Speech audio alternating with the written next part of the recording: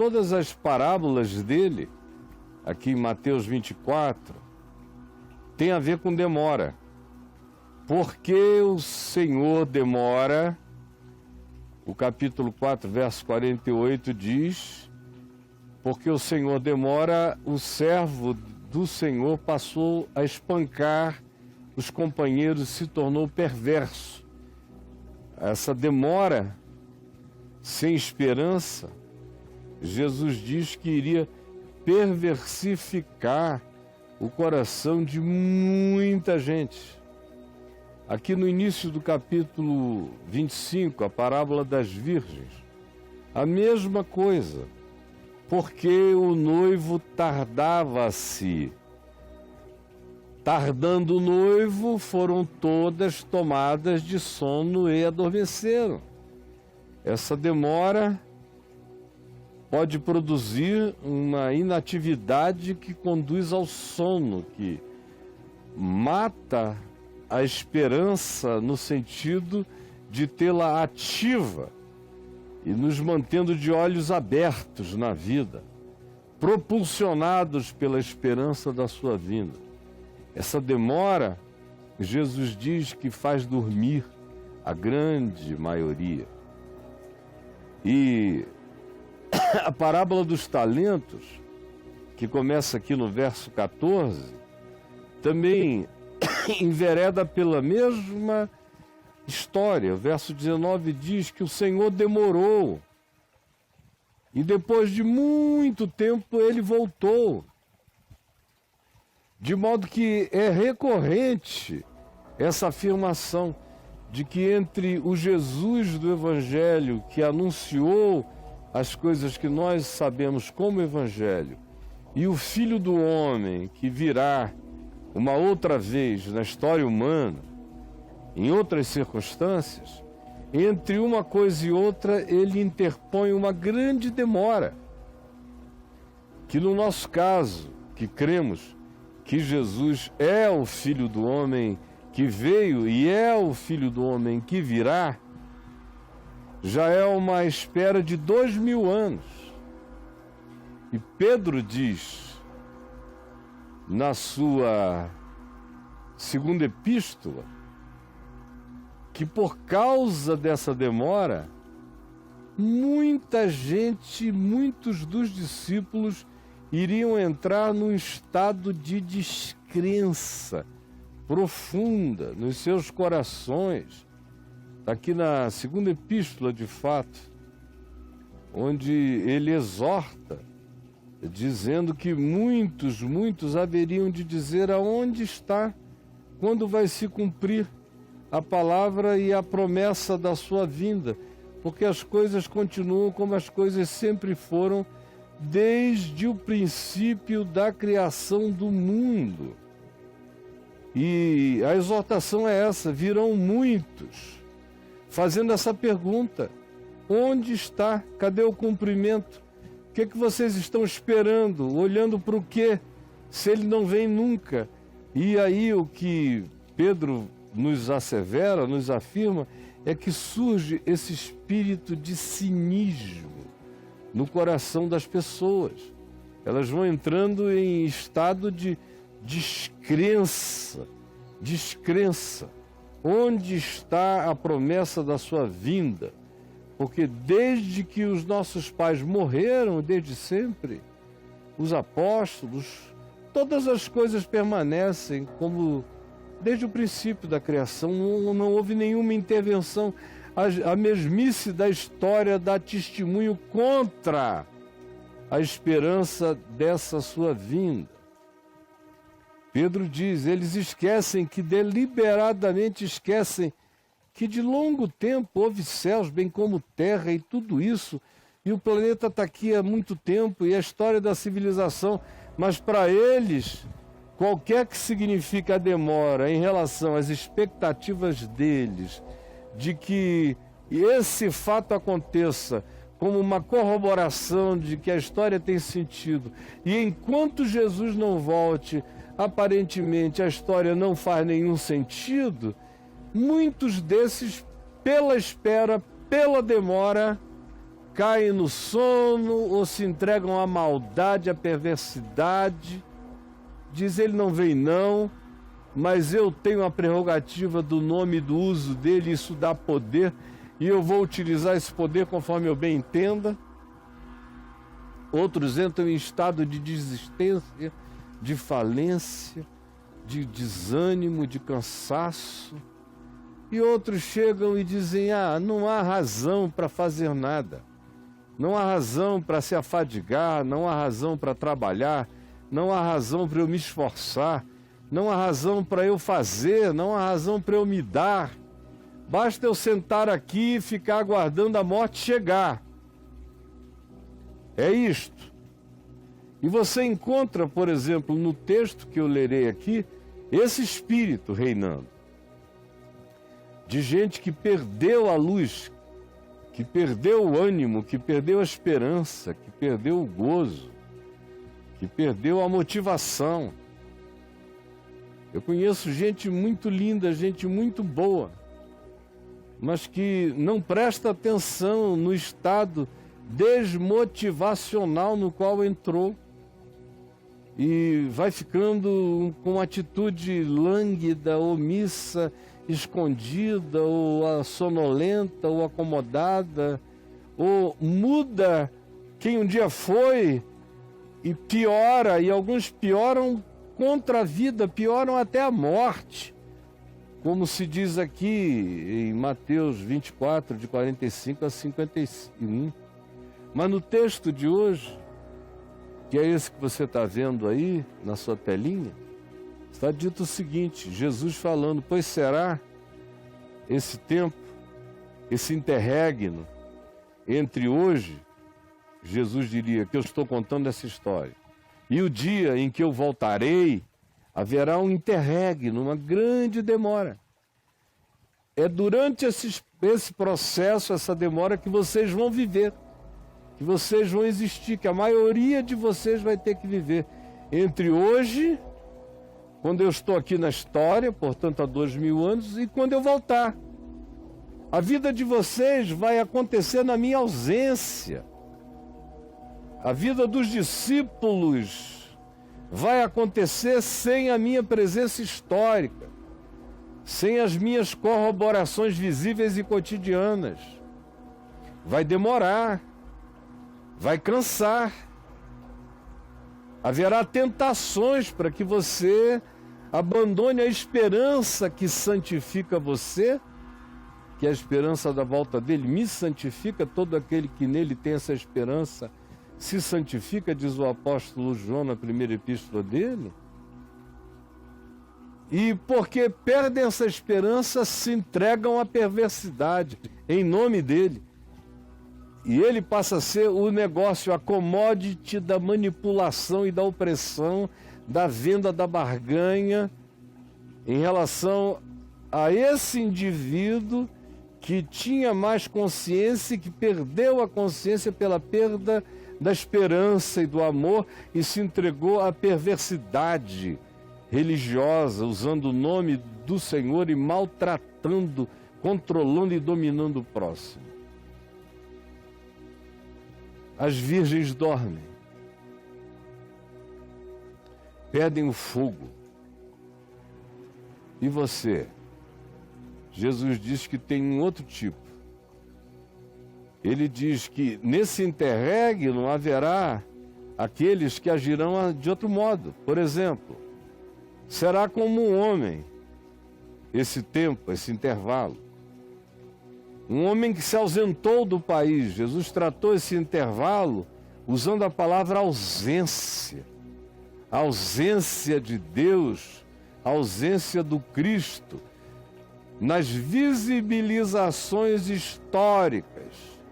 É um tempo de vácuo, de poder constatável, de poder palpável, de poder apresentável. Então, nesse vácuo de poder entra tudo. Entra o religioso perverso, dominador, abusador. Entra aquele que perde a esperança e dorme em desalento. Entram outros nessa ausência. Mas o que Jesus diz é que durante essa ausência, ele chama os seus servos, que é equivalente a eu vos darei poder e sereis minhas testemunhas pelo mundo inteiro. Ele lhes confia seus bens, ele dá dons, ele dá talentos, ele traz capacitações, ele unge, ele ilumina, ele dá sabedoria, ele acende o fogo da motivação, ele oferece a bênção de servir o próximo amando a ele, ao invés de oprimir ao próximo usando o nome dele. Ele confia. Cristo confiou em mim. Cristo confiou em ti. Cristo confiou aos discípulos os seus bens, os seus tesouros. Por isso é que Paulo diz: nós somos dispenseiros da graça de Deus.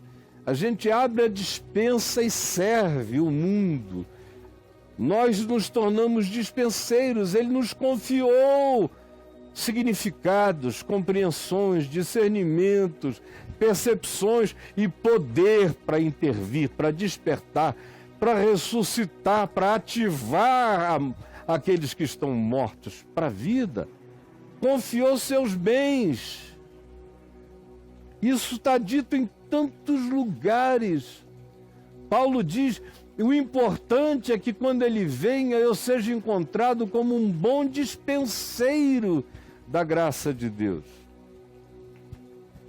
Ele recebe corroborações variadas do mesmo espírito, do mesmo significado o tempo todo. Isso se repete. Vejam que vocês não sejam apanhados dormindo, ele diz aos Tessalonicenses: acordem. Nós somos do dia, nós não somos da noite. Nós somos daqueles que usam a vida, usam o tempo em favor do bem, ao invés de ficar esperando a morte chegar. Ele confiou os seus bens. E ele mesmo diz que todo escriba, todo mestre do reino de Deus, versado no reino de Deus, que conhece as coisas e as realidades do reino de Deus, todo doutor do mundo espiritual, todo aquele que mergulhou nesse conhecimento profundo, é como um pai de família que tem um depósito, que tem um baú e que o abre todo dia e tira dele coisas novas e também tira dele coisas velhas, que são reensinadas no seu uso, no seu funcionamento, na sua utilidade. São imagens que Jesus usa para designar o que pode acontecer nesse intervalo, que é exatamente o dia de hoje. O dia que eu estou vivendo hoje é o dia da ausência, é o dia do risco do sono, é o dia da tentação para eu me tornar mal e passar a usar o nome de Deus para me enriquecer, para manipular o meu próximo, para reunir poder sobre mim, usando o nome de Jesus como commodity e praticando isso contra Deus, contra Cristo, contra o próximo e, sobretudo, contra mim, porque grande será o juízo que me visitará. Então Jesus diz: pois será esse intervalo, assim como um homem que se ausentou do país, chamou os seus servos e lhes confiou os seus bens. A um dos seus servos deu 5 talentos, 5 possibilidades singulares, únicas, recursos potenciais, dons, capacitações, inteligência. Deu, é dele, Deus deu, é graça. Pela graça recebeu talentos, dons. A um outro servo ele chamou e deu 2 dons muito especiais, 2 talentos, 2 recursos, 2 dinheiros do Espírito, 2 capacitações muito nítidas para a vida. E a um outro servo ele chamou e deu um. Mas era dele. E era uma coisa real, não era insignificante. Não eram 5, nem eram 2 coisas, mas era uma importante. Não importa quantos dons eu tenho, todos nós temos um dom. Todos nós temos uma capacitação especial. Einstein, por exemplo, duvido que soubesse cozinhar, que ele fosse um bom chefe de cozinha, que ele fosse bom de bola. Talvez ele fosse bom de xadrez, mas não se diz que ele era bom de tênis, não se diz que ele era um grande colecionador de borboletas, não se diz que ele tinha uma capacidade mecânica, ele consertava os carros de toda a vizinhança.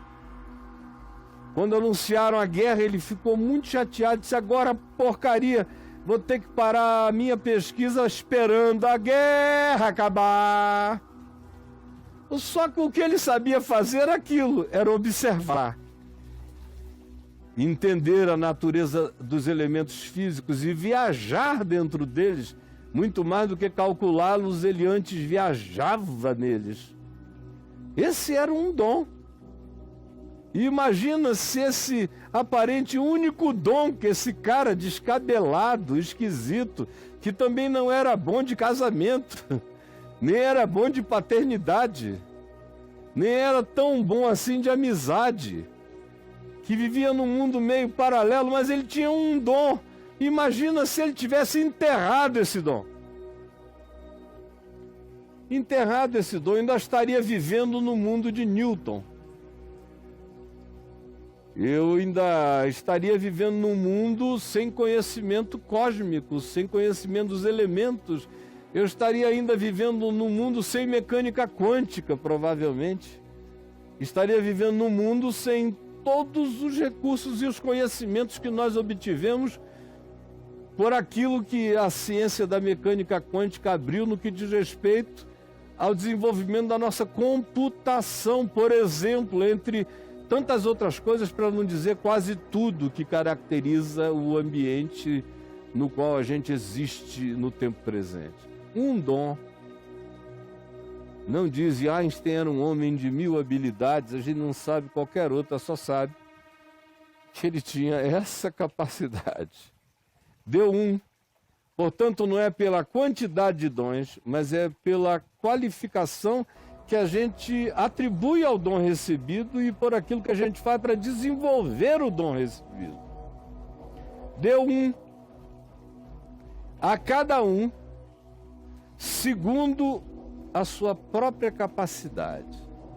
De modo que ninguém pode dizer: eu recebi um dom e não sei o que fazer com ele, porque Deus me deu o dom, mas não me capacitou para usar o dom.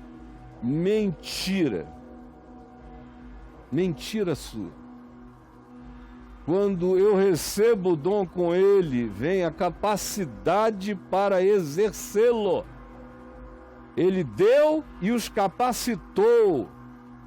Foi só então que derramou o Espírito, que deu dons aos homens. Como diz Paulo em Efésios 4, quando ele subiu às alturas, ele levou cativo o cativeiro, a maldade, a opressão que nos oprimia, deixando-nos indefesos quanto a resisti-la.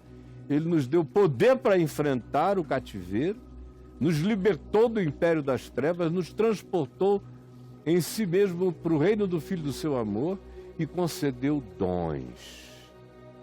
Dons e capacitações. Então partiu. E eu estou vivendo esse tempo.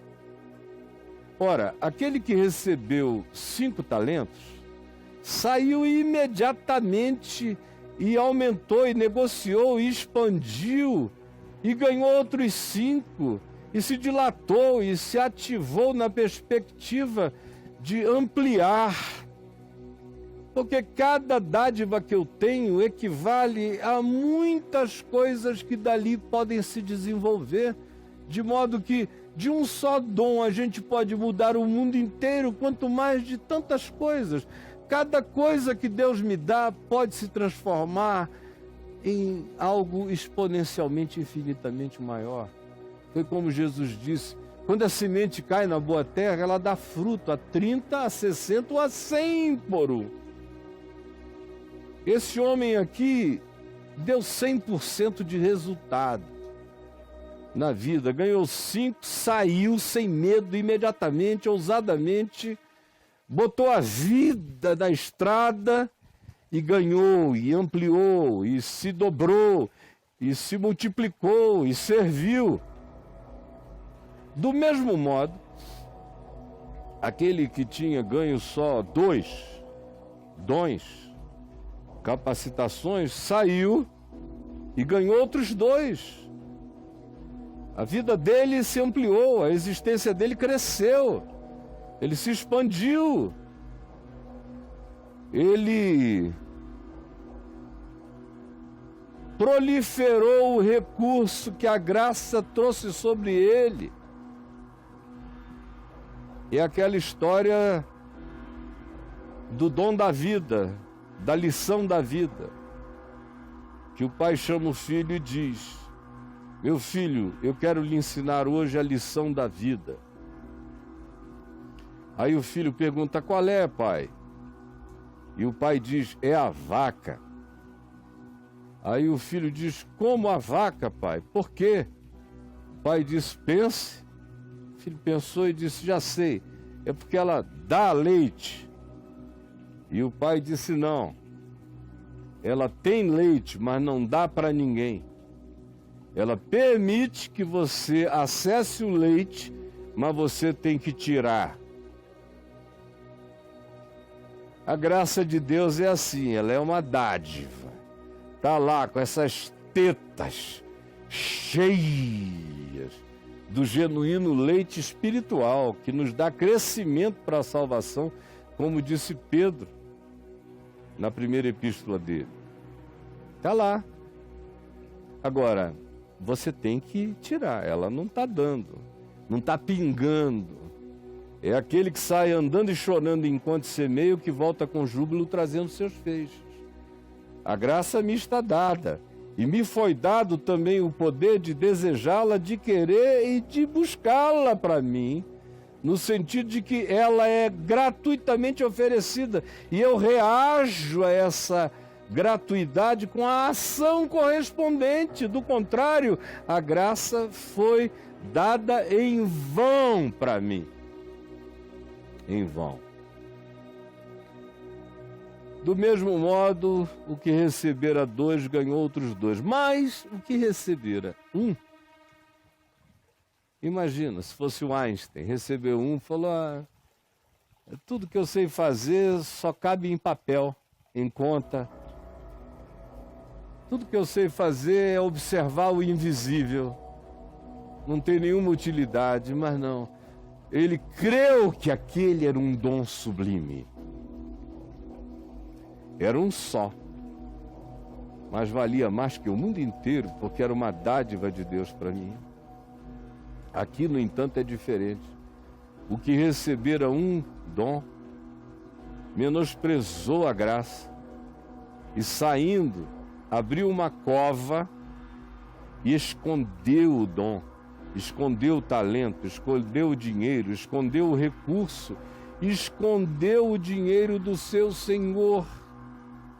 Não manifestou a graça, não manifestou o dom. Fez a graça, a riqueza, o recurso, a inteligência, o poder, a sensibilidade, a capacitação se tornarem ocas e vãs. Escondeu. Quem olhasse para aquela pessoa jamais imaginaria que ela tinha um recurso, quem sabe extraordinário, era um só, mas ela escondeu. Isso é horrível. Dá uma tristeza enorme quando você vê pessoas que você olha e vê a graça de Deus na vida delas, a inteligência, a capacidade. O que aquilo ali na mão de Deus produziria? Como aquela pessoa seria um perigo para o inferno se ela exercesse o seu dom com toda a graça com toda a capacidade, com toda a alegria de ela própria ter sido aquinhoada. E nessa hora não adianta vir com nenhum argumento de transferência, do tipo, o meu eu escondi porque o que tinha 5 já tinha dobrado, porque o que tinha 2 também já tinha dobrado, para que eu só tinha 1? Aí começam as construções dos argumentos da mentira, da justificação para o enterramento da graça, do dom, do potencial, do recurso. Eu vejo tanta gente linda enterrando a graça de Deus na vida, gente maravilhosa. Aqui começa assim, começa a lâmpada, piscando. Daqui a pouco apaga, né? Apaga. Começou a negar fogo, daqui a pouco vai embora. E tem gente assim, que pega, recebe, e ao invés de ir para a vida, se esconde. Se esconde, se esconde, que tristeza. E o pior é quando você vê essas pessoas se esconderem e ainda ficam do seu lugar de inoperância criticando os que estão fazendo. Quem não faz tem que ficar mudo. Só tem direito de dizer alguma coisa quem pegou 5 e multiplicou, quem pegou 2 e expandiu. Quem pegou o seu e enterrou, calado. Calado, não abra mais a boca, você não tem opiniões a dar. Não tem. E eu fico de fato irritado e triste quando eu vejo isso. O cara pegar a graça de Deus, abrir um buraco e enterrar.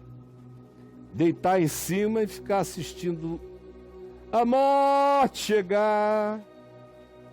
Escondeu o que era de Deus na vida dele, ao invés de pegar o que Deus deu a ele e botar para fora com avidez, aumentando mais e mais todo dia, se dispondo. Ao contrário, escolheu estar em estado de paralisia, de letargia, deitado em cima da graça, dormindo sobre o dom, esperando a morte chegar. Ora, aqui se diz o seguinte, que depois de muito tempo, e demora, depois de muito tempo, no nosso caso aqui já são 2000 anos. A gente não sabe se serão 3000, se serão 4000. Só sei que para Deus 1000 anos não são nada.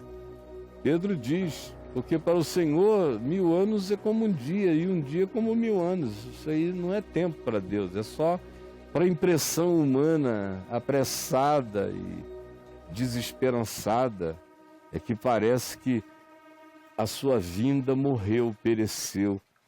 É que ele foi objeto de uma pirataria celestial e não conseguiu chegar, coitadinho. Ou desistiu de voltar.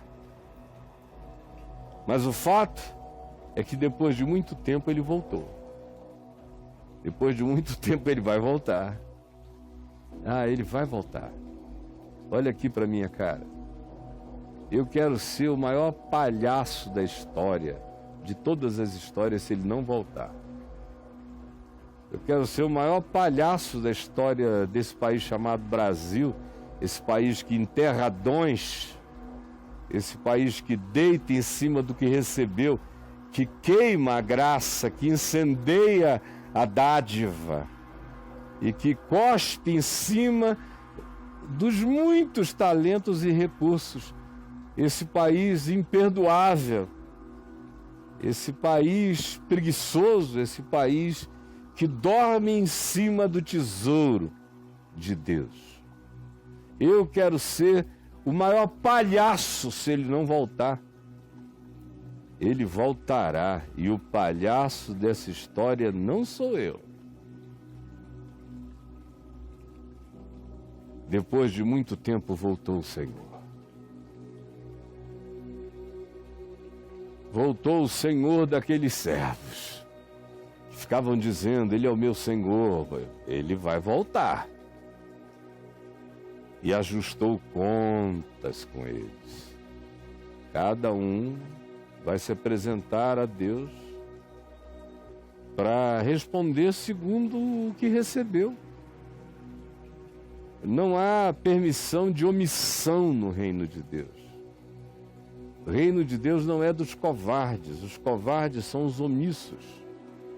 O reino de Deus não é dos preguiçosos, os preguiçosos são esses que deitam em cima da graça e a tornam vã. Não importa qual seja a tentativa de argumento. O Senhor ajustou conta com cada um deles.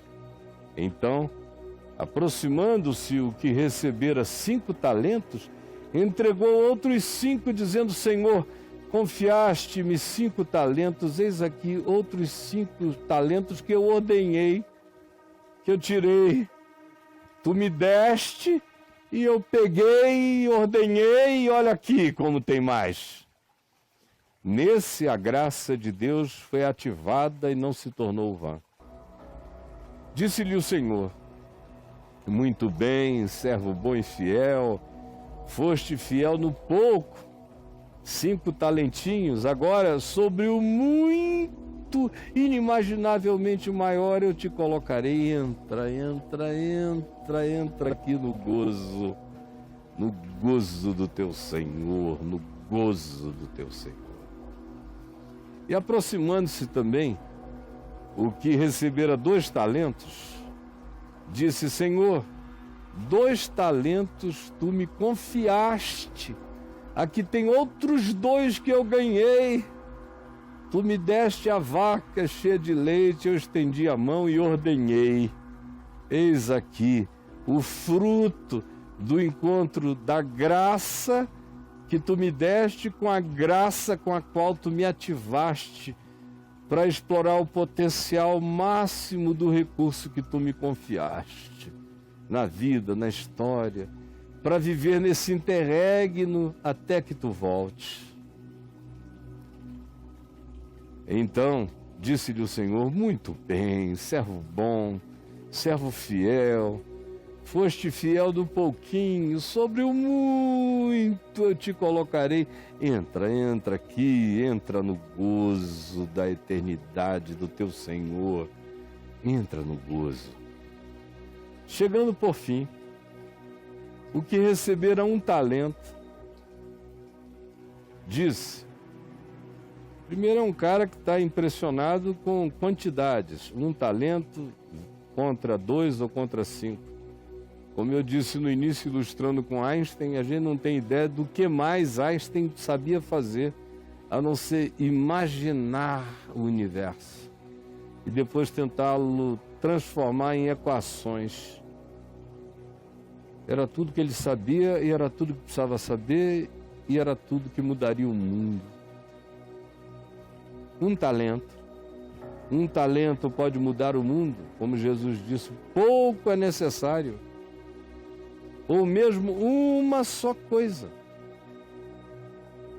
Que a gente escolha praticar. Essa, além de não nos ser tirada, é aquela que importa. Eu não serei julgado por quantificações, eu serei julgado pelo que eu fiz com as qualificações que Deus me deu. Então chegou esse que recebeu 1 talento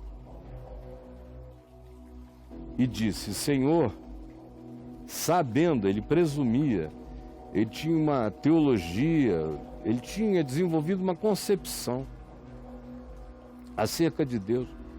Deus apenas, o homem aqui ausente, que é figura de Deus na história, na parábola, o homem apenas deu e disse: vai e multiplica para todos. Esse aqui recebeu e resolveu teologizar. Ao invés de partir para a vida, sair logo, se dar, conhecer seu próprio dom para expandi-lo, ele disse: Senhor, Senhor. Informação sobre quem supostamente seria Deus, ele achava que tinha, e ele tinha mais do que isso. Ele tinha já uma organização doutrinária, uma suposição, uma teologia, o que ele chama aqui de sabendo que és.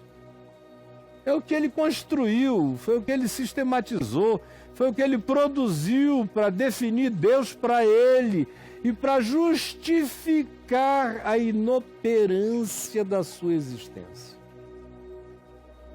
A gente constrói teologias e doutrinas para justificar a nossa inoperância.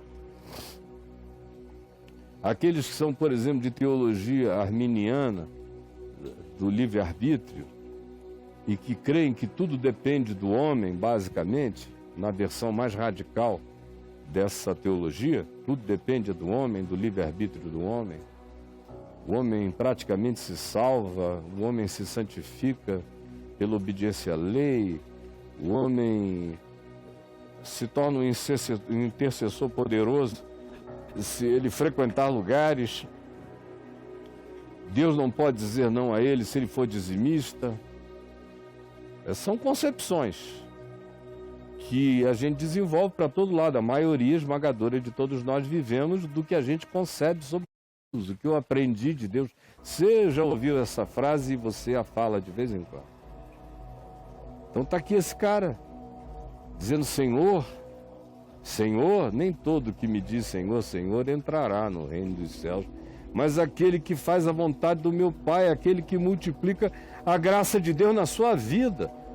Mas ele diz Senhor, sabendo que era a presunção da teologia dele, que és um homem severo.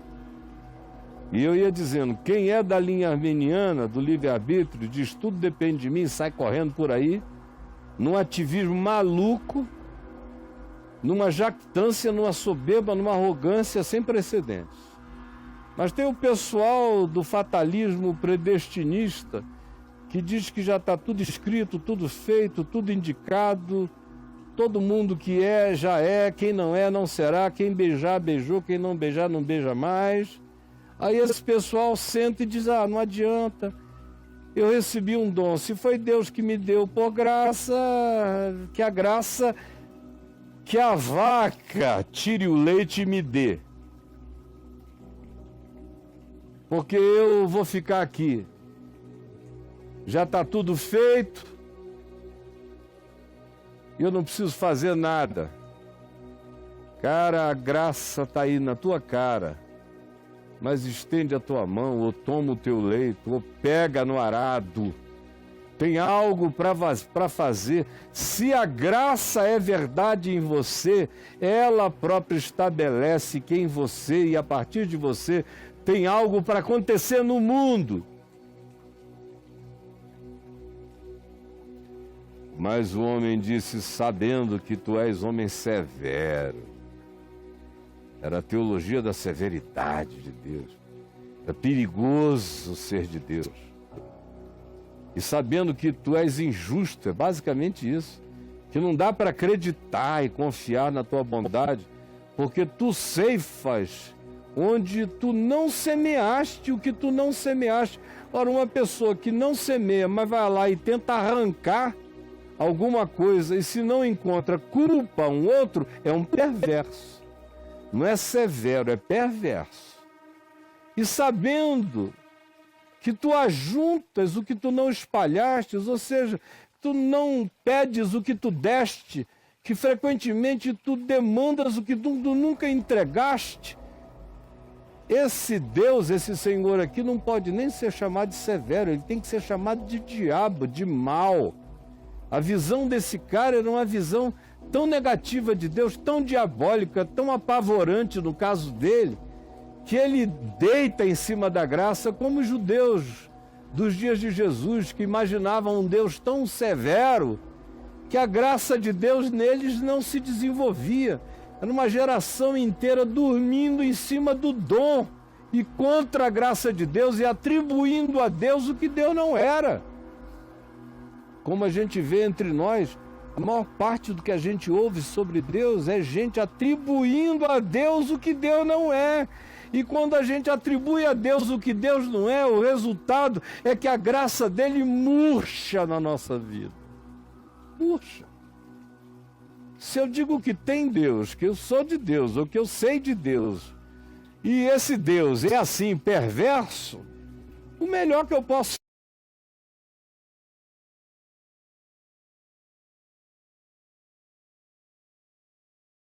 Esse foi o caso que Jesus elegeu, porque tinha a ver com os judeus que estavam ali assistindo essa parábola também, e sabendo dela, e dormiam sobre a graça, enquanto outros estavam deixando a graça crescer e se multiplicar nas suas vidas de maneira extraordinária, segundo o potencial de cada um. Aí ele diz: eu, com medo de ti, receoso, apavorado, escondi, cavei na terra um buraco. E ali eu coloquei o que é teu. Aqui tens o que é teu. Deus disse, é teu. Mas ele diz para Deus, não é meu, é teu. É o cara que não quer a graça de Deus, que tem medo da graça, que tem pânico da graça. Deus diz, é teu. E ele olha em terra e diz, não, não é meu, é teu. É o cara que quer passar pela vida sem ter compromisso com a multiplicação da graça de Deus na sua vida. Respondeu a ele o Senhor: você é um servo mau. Diferentemente dos outros, a quem ele disse, você é um servo bom. Aqui ele diz, você é um servo mau. Aos outros ele disse, vocês são servos fiéis. A esse ele diz, você é um servo negligente. Mau e negligente. É como ele chama esse que recebe a graça, enterra a graça, senta em cima, esperando a morte chegar. Você é mau, cara. Você recebeu aquilo que podia salvar vidas, melhorar o mundo, atingir pessoas, uma pessoa, duas pessoas, tantas quantas o dono da sua vida possa alcançar, se você quiser expandi-lo, ativá-lo, mas você não quer, você quer enterrar. Por isso você é mau, por isso você é negligente. Você não está sendo mal com uma bolsa do CNPq que você não quis utilizar para estudar em tempos tão difíceis. Você está sendo mal com uma bolsa eterna que te foi dada, para com ela você abençoar a vida. E você escondeu e se omitiu do privilégio de se multiplicar na existência e de aumentar o bem possível. Essa sua omissão é perversa, porque perverso é o olhar com o qual você interpreta a vida, você interpreta Deus, você interpreta tudo. Você é mau e negligente. Se tu pensas isto que tu dizes que pensas, a saber, que eu ceifo onde eu não semeei e que eu ajunto o que eu não espalhei, tu pensas assim de mim mesmo? Porque se eu pensasse assim de alguém, eu faria o oposto do que tu fizeste. Eu apanharia esse recurso, sabendo que de mim vai ser demandado mais do que me foi dado. Embora eu não seja assim, mas é assim que tu me interpretas, é assim que tu me vês. Se é assim que tu me vês, te cumpre, portanto, que tu entregasses o meu dinheiro pelo menos a alguém que pudesse aumentá-lo. Ele usa a linguagem dos banqueiros que já existiam desde antes do primeiro século.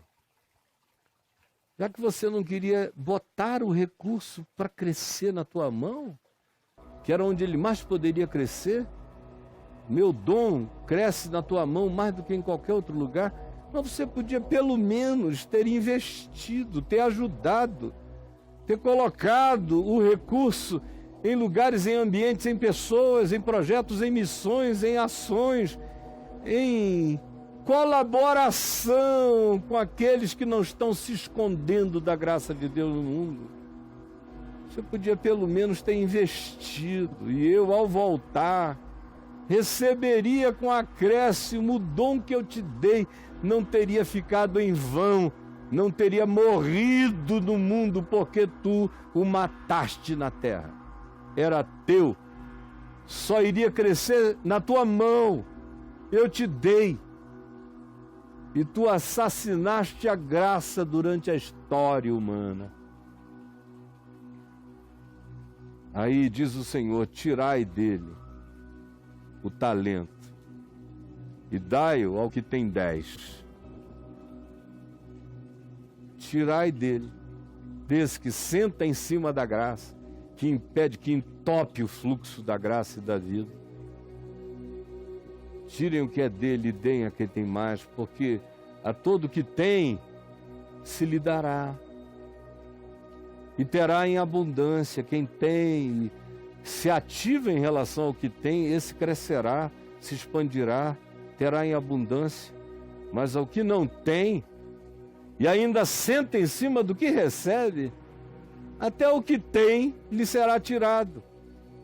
Interessante é que Jesus diz: mas ao que não tem. Porque o não ter não significa não ter recebido. O não ter significa não ter expandido o que recebeu. Por isso é que dele se diz: até o que tem lhe será tirado, mas diz que ele não tem. Porque ele não tem, porque tendo o que recebeu, matou o que recebeu. Por isso não tem. Todavia, ele tinha aquela graça que agora será dada a um outro, será transferida para outros. Porque a graça de Deus não vai morrer com você, que não quer ser despertado para que a graça se multiplique, se expanda, se desenvolva e cresça e não seja vã nas suas vidas. E aí o verso 30 conclui dizendo: e o servo inútil, que é esse cara aqui que recebeu que sentou em cima, que enterrou, que desenvolveu uma teologia de justificativa para não fazer nada. No caso dele aqui é a severidade de Deus, no caso de outros é a graça. Não, Deus é todo gracioso, Ele me deu esse dom, mas tem muita gente fazendo, eu vou ficar aqui mesmo. Esse é o servo inútil. Lançai-o para fora nas trevas. Ali haverá choro e ranger de dentes. Esse aqui é pior do que o servo inútil.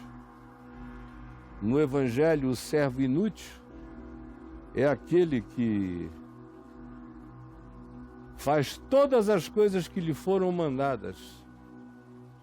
E quando termina, termina. Jesus diz que o servo inútil é aquele que faz exclusivamente aquilo que dele é pedido, mas que não consegue ter iniciativa própria para fazer nada mais do que está descrito como tarefa dele. Isso, no contexto amplo do Evangelho, se designa como servo inútil. Esse aqui é menos que inútil. Esse aqui é um entupidor de graça. Esse aqui é um infarto.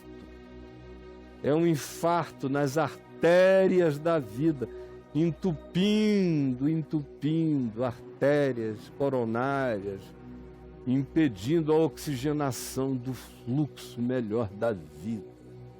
E tem gente,